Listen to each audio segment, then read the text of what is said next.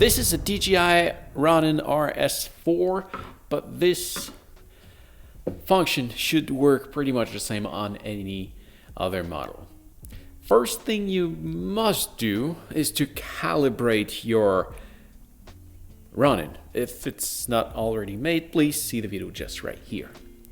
Then before you power it on, you should put your camera on the Ronin. And if this was this easy, it is because of this little piece just right here that I highly suggest you to use, and you can find the link in the description if you want to get it. Then, to power it on, you press and hold the power button until everything unlocks, and then your camera or your Ronin is ready to work.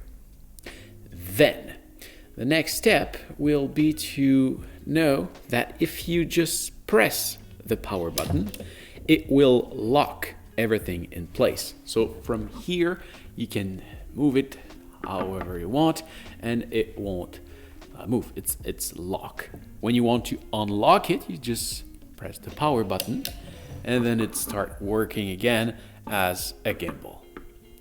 Then if you want to power it off, you must do it while the motor are engaged, and you press and hold the power button and it will return in off position. If you press and hold it while the motor are locked, they will remain this way. So I hope this was helpful.